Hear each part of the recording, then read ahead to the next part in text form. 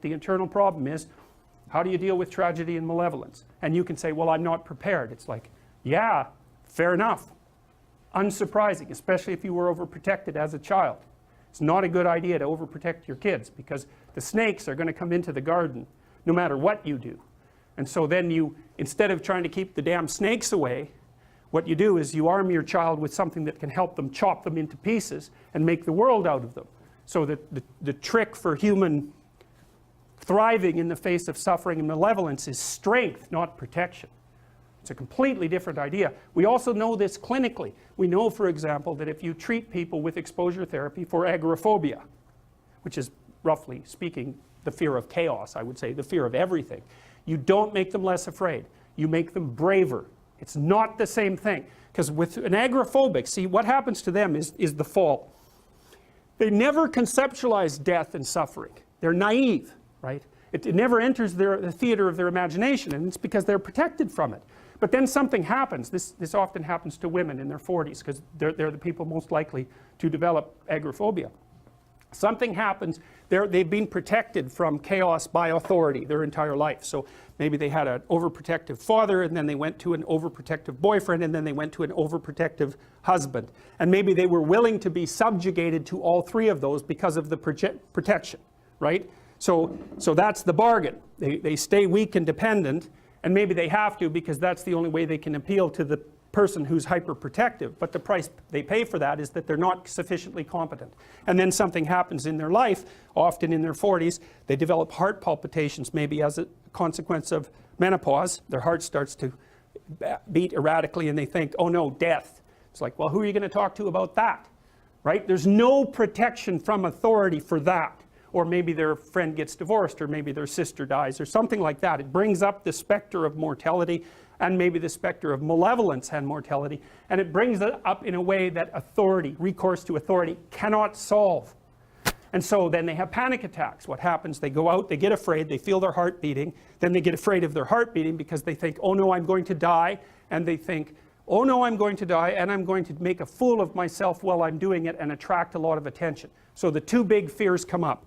Mortality and social judgment. And then they have a panic attack. It's like fight or flight's gone out of control. Very, very unpleasant. Then they start to avoid the places they've had a panic attack. Then they end up not being able to go anywhere. So then Tiamat has come back, right? A huge monster, a little victim. And so what do you do with them? Well, there's no saying, no, there's no Tiamat. That's done, right? Their naivety is over.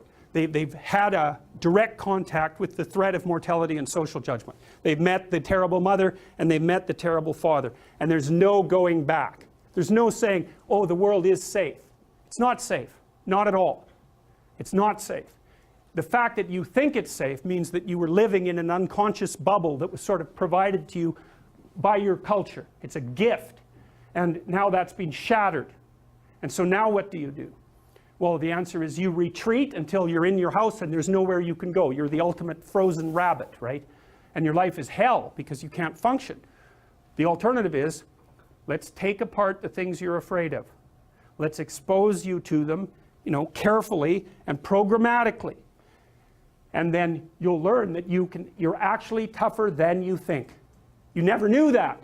And maybe you didn't want to take on the responsibility because, people play a role in their own demise, so to speak. When you had opportunity to go out and explore or withdraw because you were afraid, you chose to withdraw because you were afraid.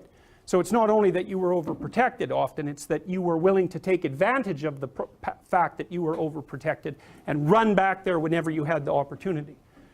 So maybe you're a kid in the playground, right, and you're having some trouble with other kids, and in the back of your mind, I should deal with this myself, but you go and tell your mom and get her to intervene.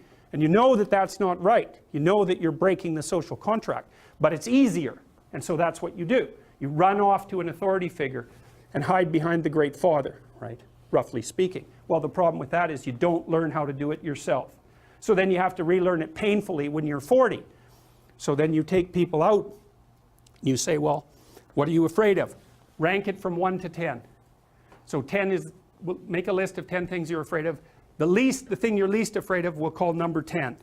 So we'll start with that. Okay, well, I'm afraid of elevators. Okay, well, let's look at a picture of an elevator. Let's have you imagine being in an elevator. Let's go out to an elevator and let you watch the terrible jaws of death open, because that's how you're responding to it symbolically, right? And you're going to do that at the closest proximity you can manage. You find out, you go do that, it works. You're nervous as hell, especially from an anticipatory perspective. Shaking. You go out, you stop, you watch it happen, and you actually calm down. You do that 10 times and it no longer bothers you. Well, what you've learned that you didn't die. But more importantly than that, you've learned that you could withstand the threat of death. That's what you've learned. And then you move a little closer, and then you move a little closer, and then you move a little closer, and finally you're back in what's no longer the elevator from a symbolic perspective. It's a tomb, right? It's a place of enclosure and isolation. And you learn, turns out I can withstand that. And then you're much more together, much more confident.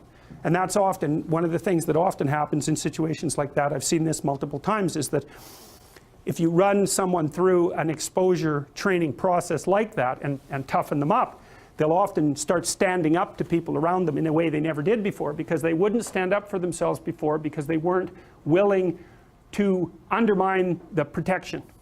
See, if you're protecting me, I can't bother you, because I can't afford to forsake your protection. So if I'm going to play that game, I'm going to hide behind you, then I can't challenge you. So that's no good, because that's sometimes why people, you see this with guys very frequently, they're still deathly afraid of their father's judgment when they're in their 30s or 40s.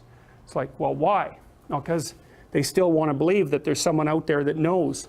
And so they're willing to accept the subjugation, because it doesn't force them to challenge the idea that there's someone out there that knows. Because that's the advantage of having your father as a judge, right? Because he knows. Well, what if he doesn't? What if no one knows any better than you? Well, that's a rough thing. You don't, until you realize that, you're not an adult, right? That's really technically the point of realization of adulthood, is that no one actually knows what you should do more than you do. I mean, it's a horrible realization, because what the hell do you know? It's a terrible realization, and people will often pick slavery, permanent slavery, to the spirit of the Great Father, let's say, over that realization, and it's completely understandable. But the problem with it is that there's more to you than you think, and so if you continue to hide behind that figure, then you never have a chance to understand that there's more to you than you think, far more to you than you think. Maybe there's enough to you so that you can actually withstand the threat of mortality without collapsing. Maybe even withstand the threat of malevolence without collapsing. Who knows? It's certainly possible. And it's not an abstract question. It's exactly the sort of question that you address in the psychotherapeutic process. It's always the question that you address. And the answer is often in the affirmative, because people can get unbelievably tough. And you know that, because people work in emergency wards in hospitals, right? Or they work in palliative care wards, or they work as mortuary assistants. I mean, these people have bloody rough jobs, you know, or they're on the front line of police investigation into, you know, heinous child abuse crimes, and so they're confronting malevolence on a regular basis. And, you know, those are very stressful jobs, but people do them. And some people do them without even being damaged by them, although that's a harder thing, because you can see horrible things, you know, things you'll never forget.